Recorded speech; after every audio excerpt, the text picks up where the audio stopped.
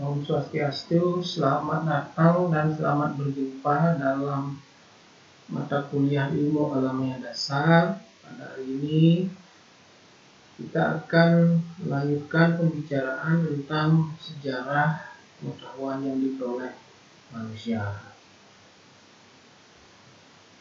Saya awali dengan sebuah ilustrasi dari abad 16. Ilustrasi ini menunjukkan bahwa ketika itu kegiatan operasi dilakukan dengan tanpa adanya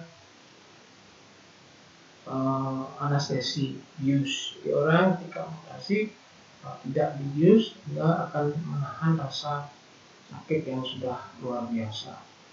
Tapi kemudian perkembangan pengetahuan dan teknologi mengantarkan manusia kepada suatu penemuan anestesi bius, sehingga kegiatan operasi ini bisa dilakukan dengan kondisi yang pasien dalam keadaan tidak sadar, sehingga tidak akan merasakan rasa sakit.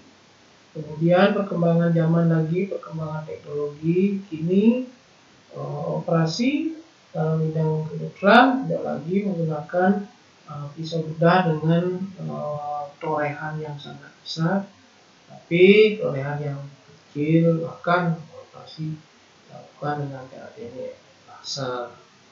Dan kemudian operasi-operasi yang canggih yang tidak memungkinkan untuk dikerjakan karena tidak memungkinkan untuk melihat struktur dan juga organ-organ yang sangat kecil, ini bisa dikerjakan dengan bantuan alat yang sudah canggih. Ini menggambarkan satu ilustrasi bagaimana manusia memperoleh pengetahuan, bagaimana pengetahuan itu berkembang, pengetahuan manusia berkembang. Bagaimana caranya manusia memperoleh pengetahuan? Ini melalui pendekatan teologi atau pendekatan fiktif. Jadi dengan cara pendekatan ini manusia memperoleh atau menghubungkan sebab-musabab terjadinya sesuatu dan dihubungkan dengan kekuatan gaib. Dengan kata lain, melalui pendekatan mitos. Jadi manusia memperoleh pengetahuan melalui pendekatan mitos. Mitos itu suatu kumpulan cerita yang bersifat subjektif untuk memberikan pedoman kepada orang lain. Banyak mitos yang berkembang di masyarakat yang sampai saat ini juga masih banyak dianut dan banyak diceritakan kepada generasi-generasi penerus sebagai satu pedoman tuntunan dalam kehidupan. Yang kedua, mitos yang ini digambarkan sebagai sebuah mitos. Misalkan ini pelukis Italia Raphael melukiskan gambar ini, Tuhan menciptakan hewan pada awal abad 16. Ini adalah sebuah mitos yang digambarkan bahwa Tuhan menciptakan hewan. Kemudian ini juga sebuah mitos yang berkembang di Egypt. Mitos menurut mitologi Yunani bahwa Tuhan itu Ra mempunyai 4 anak. Dalam lukisan ini digambarkan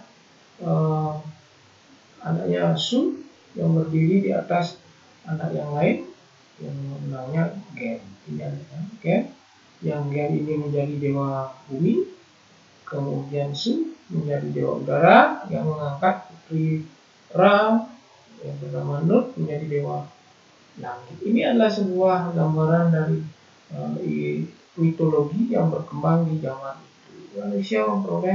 Manusia menggambarkan pengetahuan itu berdasarkan mitos-mitos yang berkembang. Kenapa itu mitos bisa timbul? Pertama, karena keterbatasan pengetahuan manusia. Mitos itu didasarkan atas cerita dari orang-orang lain. Benar atau salah ini tergantung kepada pembuktian yang dapat diperoleh. Jika ada bukti tentang benar atau salah, maka pengetahuan akan bertambah. Yang kedua, karena keterbatasan kenalan manusia. Manusia memiliki kemampuan menalar yang terbatas sehingga perlu dilatih secara terus-menerus. Untuk bisa melatih maka perlu waktu. Sehingga penalaran itu menjadi benar. Nalar manusia terbatas sehingga perlu dilakukan latihan secara terus-menerus. Karena keterbatasan itu maka manusia memperoleh kebenaran banyak didasarkan atas mitos-mitos. Yang ketiga adalah karena keingintahuan manusia yang telah terpenuhi untuk sementara. Di sebagian kebenaran telah dapat diterima karena intuisi, karena kata hati. Kebenaran yang semu itu kita sebagai pseudo-sains. Kebenaran yang semu. Misalnya adalah penyembuhan dengan tenaga penyembuhan jarak jauh yang diobati dari jauh. Pasien dikatakan sudah menjadi sembuh karena memang diterima oleh kata hati, oleh intuisi. Diterima oleh kata hati, oleh intuisi, sehingga pasien akan merasa disembuhkan. Kemudian yang keempat adalah karena keterbatasan alat indera. Indera manusia sangat terbatas, baik mata, alat pendengaran, alat pengecap, alat perasa, dan lain-lain terbatas. Kaca indera kita terbatas. Misalkan di manusia, di mata manusia itu matanya memiliki sebagai mata yang berbeda dengan makhluk hidup yang lain. Bukan berarti serangga ini lebih tinggi, tetapi memang diciptakan lebih banyak menggunakan indera mata dalam menangkap bangsanya. Serangga dikatakan sebagai mata majemuk, artinya satu lensa, satu mata dengan banyak lensa. Ini adalah mata, masing-masing titik ini adalah lensa-lensa. Manusia matanya adalah mata, ya dikatakan sebagai indera mata yang terbatas. Ini memang diciptakan untuk melihat bangsa yang tersembunyi dengan masa diciptakan memang untuk itu. Bukan berarti makhluk ini adalah lebih tinggi dari makhluk manusia. Kemudian alat pendengaran yang terbatas hanya dari 30 sampai 30 ribu Hz per detik. Kecepatannya yang mampu diterima, suara yang terlalu kecil, terlalu rendah tidak bisa diterima, sementara suara yang terlalu besar juga tidak bisa diterima oleh manusia. Tapi pada hewan-hewan misalkan anjing bisa mendengar suara yang lebih rendah dari 30 Hz. Kelawar bisa menggunakan suara dengan kecepatan tinggi di atas 30.000 Hz karena memang dikatakan untuk hidup secara nokturnal, secara hidup di malam hari dengan tidak menggunakan sinar, dengan menggunakan bantuan kecepatan suara agar dia tidak terbentur dengan benda-benda yang ada di sekitar. Kemudian indera manusia juga terbatas, hanya bisa merasakan rasa-rasa beberapa rasa, asam, asin, manis, asin dan sebagainya. Di luar rasa itu tidak bisa dirasakan manusia. Nah, itu digunakan pendekatan-pendekatan. Kemudian juga memiliki sebagai alat perasa dengan kemampuan yang terbatas. Bisa merasakan panas, dingin, yang sifatnya relatif tidak bisa digunakan sebagai alat untuk mengukur panas misalnya. Mitos ini terutama berkembang di zaman Babilonia yang mengalami puncaknya di zaman Babilonia. Mitos ini digambarkan misalkan karya-karya mitos alam semesta berupa seruang setengah bola dengan bumi sebagai lantai dan langit sebagai atapnya. Ini karyanya misalkan adalah kenal dengan ekliptika, di mana peredaran matahari pada orbitnya itu sama dengan 365,25 hari atau 1 tahun. Ini juga karya-karya horoskop yang meramal nasib manusia berdasarkan peredaran kita. Walaupun mitos, tetapi sekarang masih juga masih tetap di anut sebagai beberapa kalangan. Sekarang horoskop akan yang lahir di bulan Januari digambarkan sebagai Capricorn. Lahir di bulan Desember ini dan seterusnya. Dan sifat-sifat manusia dikatakan masih mengikuti peredaran bintang dan bulan yang diekspresikan dari sifat-sifat binatang pada bulan-bulan itu. Ini juga topik dikatakan ini beredar pada orbitnya selama 365,20.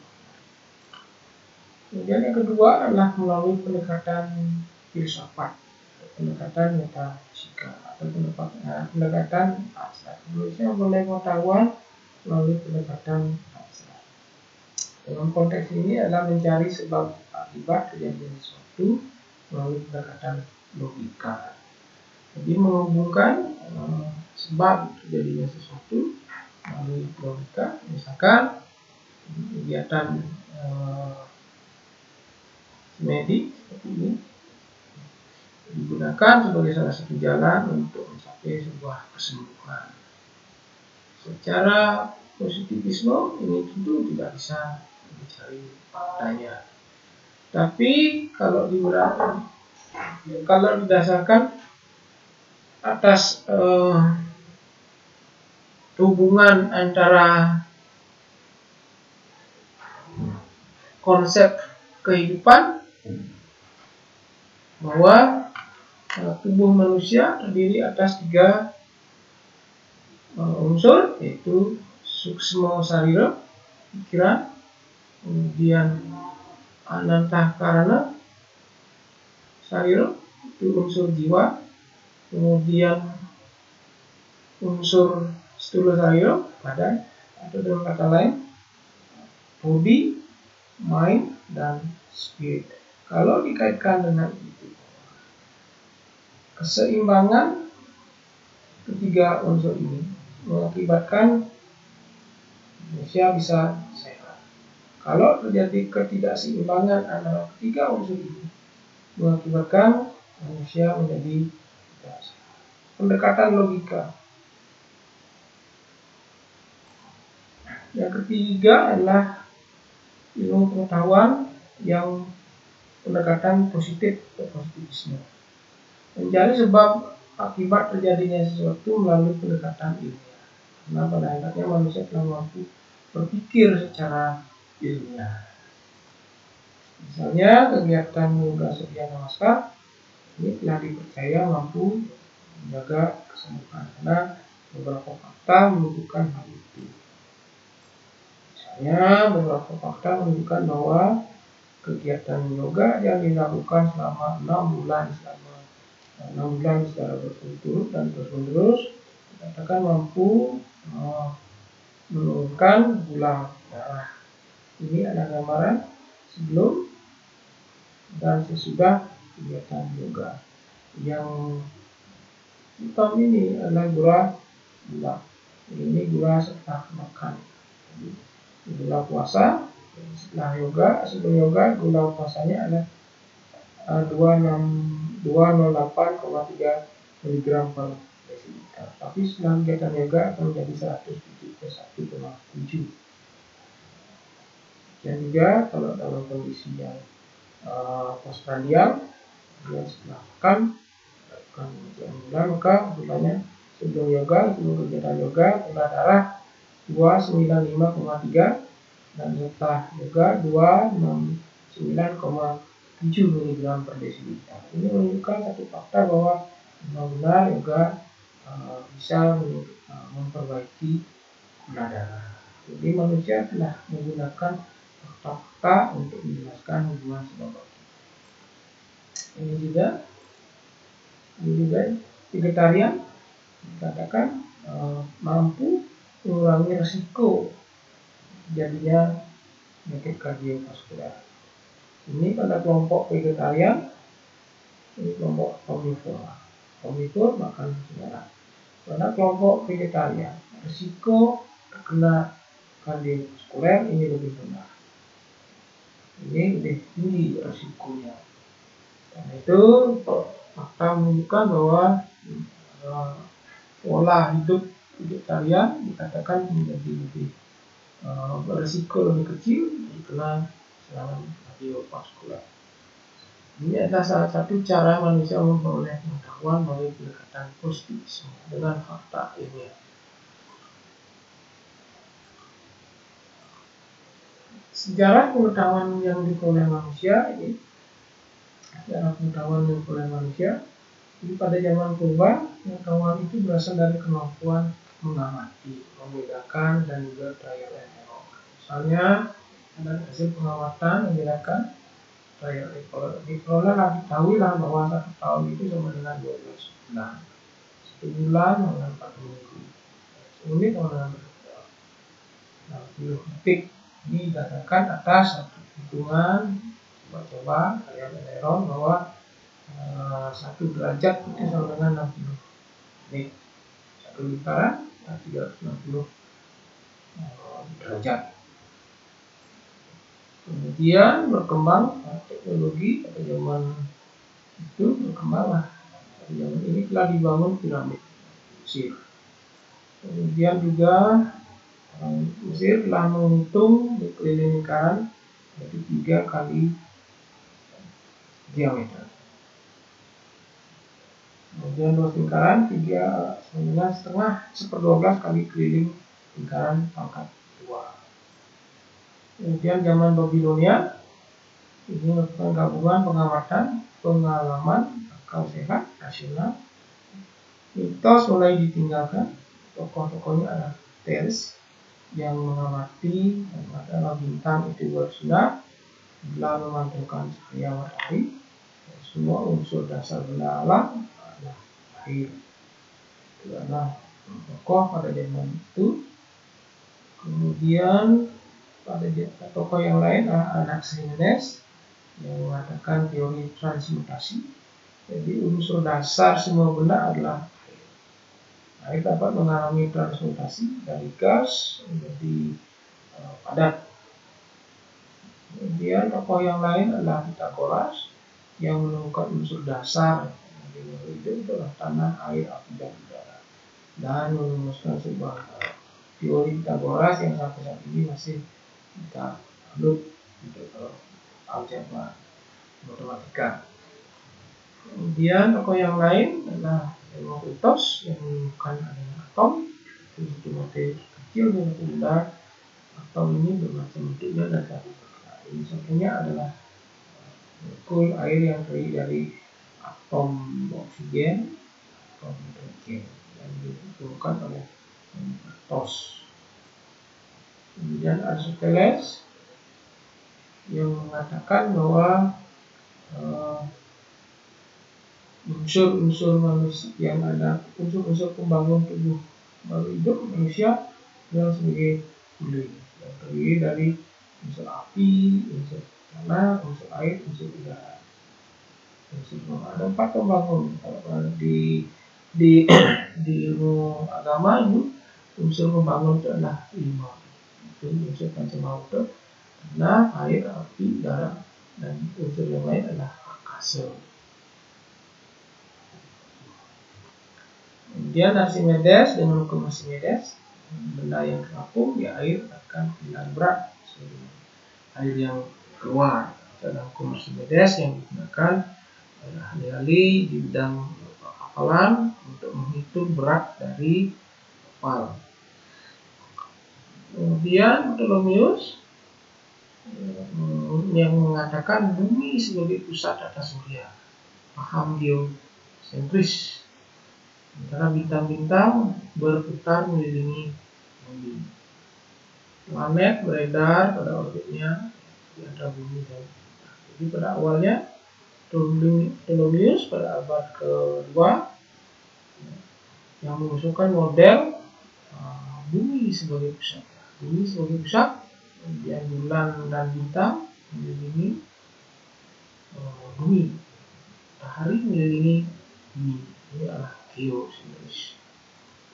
Kemudian zaman pertengahan ini pertama berkembang di Timur Tengah oleh bangsa Arab. Peninggalan bangsa Yunani banyak diterjemahkan ke dalam bahasa Arab. Pertama dikembangkan metode eksperimen untuk bidang kedokteran, farmasi, dan salah satu penemuan penting adalah penemuan angka desimal yang digunakan dalam perhitungan aljabar. Misalnya tokoh-tokohnya adalah tokoh koalisi yang menggunakan sistem algoritma, yaitu sistem hitungan angka menurut 4 dari kanan ke kiri.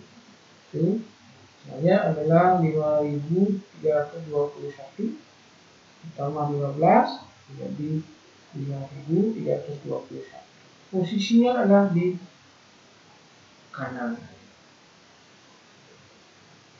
Menurut 4 dari kanan ke kiri. Dari kanan ke kiri. Bukan posisinya di kiri, tapi di kanan posisinya. Di kanan. Nah, kalau diposisikan di sini akan menjadi beda pengertiannya. Demikian juga sistem desimal menggantikan angka Romawi. Desimal misalnya 0,35 atau 35/100, ini tidak akan ada angka Romawi. Angka Romawi 1, angka Romawi 2, Romawi 3, dan seterusnya. Tapi tidak ada 0,5 untuk angka Romawi. Sistem kuadresimal ini dikenal dengan sistem Arab, walaupun penulisannya Latin. Tulisannya. Kemudian Arasi yang menemukan penyakit cacar karena darah tinggi, yang menggunakan kayu pengikat untuk jadi itu hanya diikat agar tidak jatuh. Menemukan air paksa. Kemudian Ibnu Qurrah yang menemukan waktu matahari dengan setahun, itu 365 hari, 5 jam, 49 detik dan 1 menit. Kemudian Ibnu Rushd yang merintis ilmu histologi, pada penemuannya juga dikatakan bahwa penderita cacar akan kebal terhadap cacar. Jadi ini adalah gambaran dari histologi. Histologi itu ilmu yang mempelajari tentang jaringan. Kemudian Ibnu Baitar yang seorang ahli tumbuhan yang membuat ramuan obat dari tumbuhan dengan satu karya yang sampai sekarang masih diambil di dalam dunia farmasi, yang kenal sebagai Simplicia. Simplicia itu bahan obat-obatan yang pertama dibuat dari bahan tumbuhan. Ini contohnya Simplicia. Ikan kulit manggis digerus, dikeringkan, ini menjadi Simplicia. Inilah Simplicia. Kemudian pengetahuan di zaman modern banyak menggunakan pola pikir sebelumnya, banyak mengubah pola pikir itu, karena adanya penemuan yang didukung dengan batu yang lebih baik, sehingga akan membuka cara berpikir yang lebih maju, terbuka dan berani, walaupun bertentangan dengan kepercayaan umum yang diperoleh. Jadi pengetahuan yang ada sebelumnya banyak diubah dengan cara berpikir karena adanya alat bantu. Misalkan adalah Copernicus yang mengubah paham geosentris dari Ptolemaios menjadi heliosentris. Pada abad ke-12 atau abad kedua, Ptolemaios mengusulkan model geosentris, di mana bumi sebagai pusatnya. Sementara ketika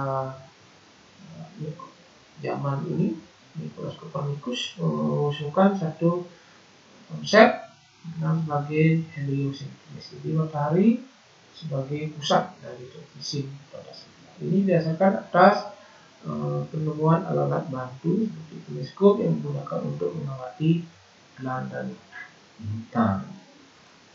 Kemudian tokoh yang lain adalah Jacques Kepler yang mengemukakan satu konsep bahwa orbit semua planet berbentuk elips.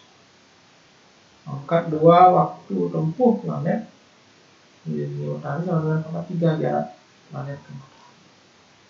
Jadi artinya di pangkat 2 jadi waktu tempuh planet mengelilingi matahari itu sama dengan pangkat 3 jarak planet ke matahari.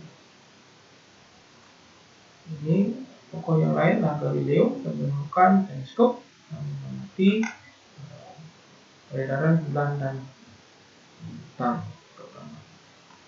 Kemudian Van Leeuwenhoek yang menemukan mikroskop untuk membantu untuk melihat zat teknik. Kemudian Pascal yang menemukan komputer yang awal sampai kini perkembangannya menjadi secanggih yang kita kenal sekarang. Saya kira itu untuk pengertian atau untuk bagian perkembangan pengetahuan yang oleh manusia. Ada 3 cara manusia memperoleh pengetahuan. Yang pertama adalah melalui mitos, yang kedua adalah melalui pendekatan logika, yang ketiga adalah melalui pendekatan positivisme. Saya kira itu. Saya akhiri dengan Farham Sakti.